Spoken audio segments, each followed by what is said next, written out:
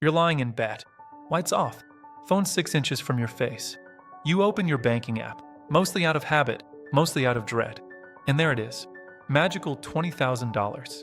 For the first time in your life, the number in your savings starts with a 2 and has 4 zeros after it.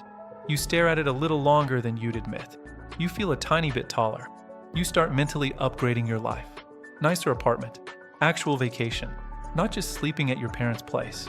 Maybe even a car that doesn't make that coughing noise every morning. Here's the part nobody tells you. The moment you look safe on paper, the world around you shifts. Your bank suddenly offers a premium card with shiny metal and a higher limit. Your investing app pops up advanced features, margin options, Pro Tools. Your feed is full of people your age renovating kitchens, flying business class, buying cars with giant bows on them. But here's the wild twist. For a lot of people who actually do hit that number, their savings are lower the next year. Not because they're lazy, because the rules of the game change right after they win. If you treat $20,000 like the end of the story, you end up on an awful roller coaster. Up to $20,000, down to $5,000 after a car repair, crawl back to $18,000, surprise medical bill back to $3,000. Repeat for a decade. But if you treat $20,000 like level 1, you can set a rule that you don't drop below that line again, and use everything above it to quietly buy yourself time, options, and actual freedom. If this resonates with you, leave a like and let me know in the comments if you've hit this number and felt that shift. Because today, we're talking about phase 2, the part nobody prepares you for. Everyone online keeps telling you, just get to $20,000, then compounding will take care of the rest. That's half true. The other half is the part that hurts. Everyone says the hard part is getting to $20,000. That's phase 1. But here's what they don't tell you. Phase 2 is when everything changes. You're finally doing everything right. You cut back.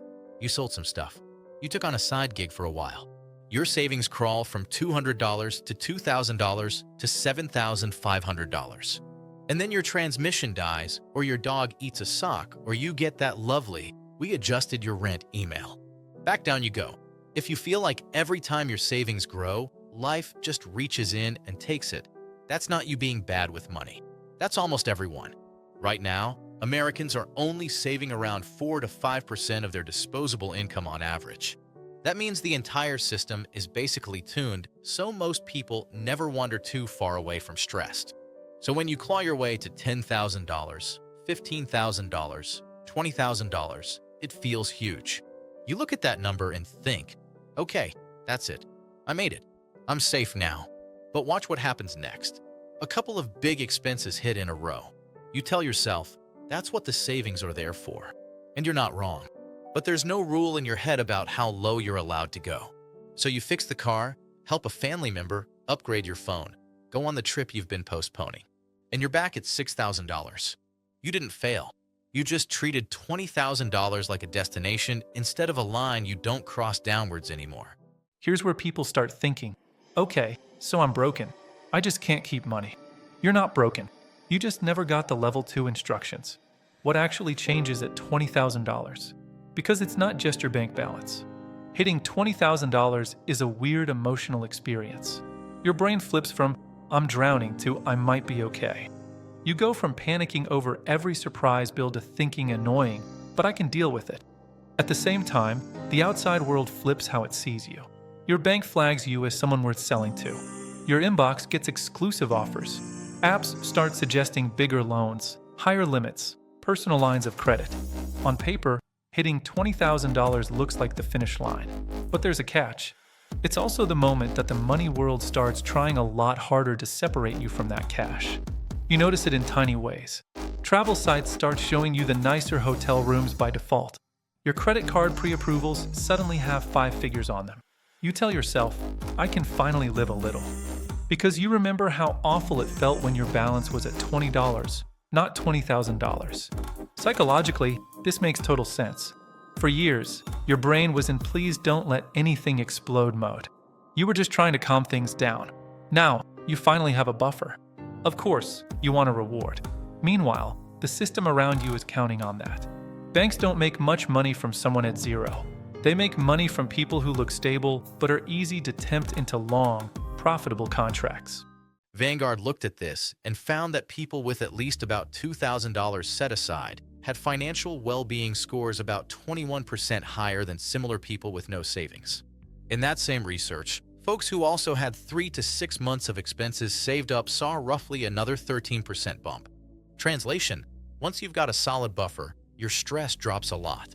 Your brain finally has room to think about growth instead of survival.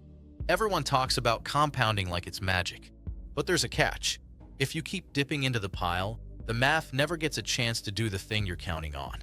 If your account keeps yo-yoing back down every time it hits a new high, it's like planting a tree and ripping it out of the ground every spring to check the roots. Here's the really interesting part. Your identity shifts too. You spend months, maybe years, being the responsible one. You pack lunches. You say no to trips. You resist random Amazon orders. You feel slightly boring at parties.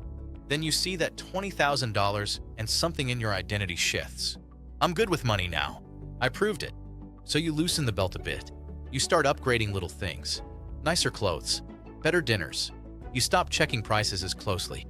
You tell yourself, I'm not broke anymore. I don't need to obsess over every dollar. You finally feel like a responsible adult with money. But there's a catch. That new identity can trick you into relaxing the exact habits that got you here. You're not doing anything outrageous. That's what makes it sneaky. A subscription here, a nicer apartment there. You start saying, I deserve this more often.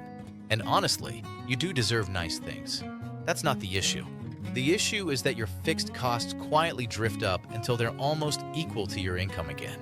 Suddenly, your extra money disappears, and that $20,000 is doing all the heavy lifting with no backup. This is where a lot of people will say, okay, if money is still stressful after $20,000, then what's the point? I thought that number was supposed to calm everything down. It does calm some things down. You're not panicking about a flat tire. You're not counting every coffee. You're no longer one bad week away from overdrafting. But if you let lifestyle creep eat your new margin, you've basically traded one type of stress for another. Instead of, will I be able to pay rent? It becomes, am I going to screw up this chance to finally get ahead? And here's the really annoying part. The rest of the system is very aware of this moment. They know you're vulnerable, not to poverty, but to the temptation of finally feeling normal. Banks know that someone at $20,000 is way more likely to take a loan than someone at $2,000. Credit card companies know you're finally going to say yes to that premium card. Retailers know you're going to upgrade. The system doesn't want you broke. It wants you stable enough to be profitable. Let's talk about the math because this is where things can start working in your favor. When your account balance is tiny, almost all of the progress comes from your deposits, not from growth. If you've got $2,000 invested and the market gives you 10% in a year, that's $200. Nice, but it doesn't change your life. At $20,000, that same 10% is $2,000. Still not quit your job money, but you definitely feel it.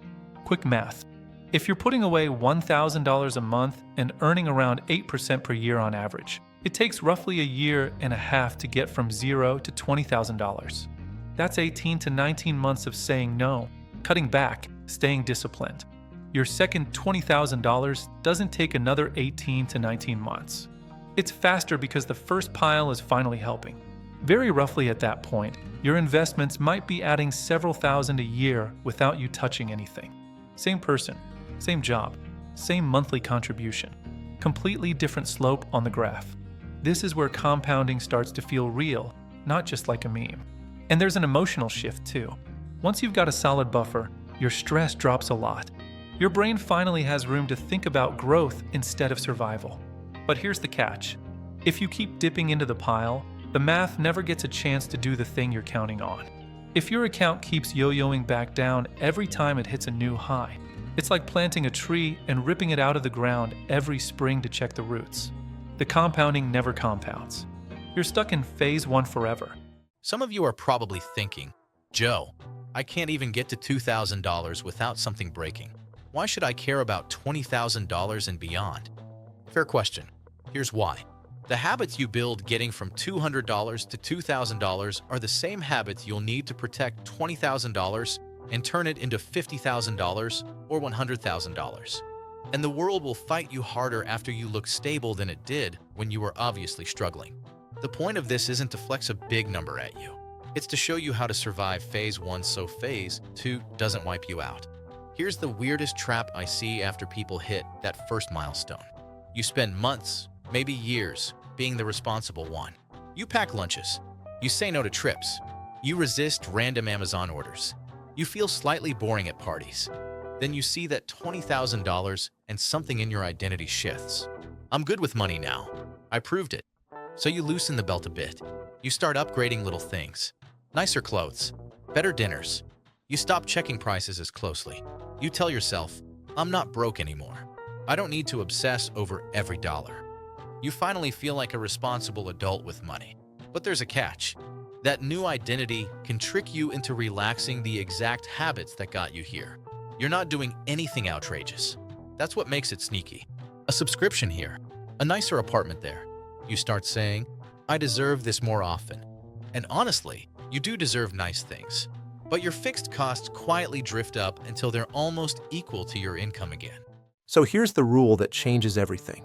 Don't let it drop below $20,000 again. That's it. That's the whole rule. Not because $20,000 is magic, but because it's the line that separates phase 1 from phase 2. Phase 1 is about survival. Getting to $20,000 is the victory lap. Phase 2 is about building. And phase 2 only works if you protect the foundation. Everything above $20,000 is yours to spend, invest, or experiment with. But that $20,000 stays. It's not a number. It's a boundary. It's the difference between I might have to go backwards and I'm only going forwards from here. This is where the math finally starts working in your favor. Because once you've got that protected base, the compounding actually has time to do its thing. Your second $20,000 comes faster. Your third $20,000 comes faster still. And suddenly, you're not thinking about survival anymore. You're thinking about what you want your life to look like. If you understand this shift, if you want to learn the exact strategies to protect your $20,000 and turn it into $100,000, subscribe to Mac Invests. Because the next video is going to show you the exact playbook, and it's going to change how you think about money forever. If this video helped you understand why $20,000 is a turning point, leave a like and comment which phase you're in right now. Phase 1 trying to get there, or phase 2 trying to protect it? Because once you understand the difference, everything changes.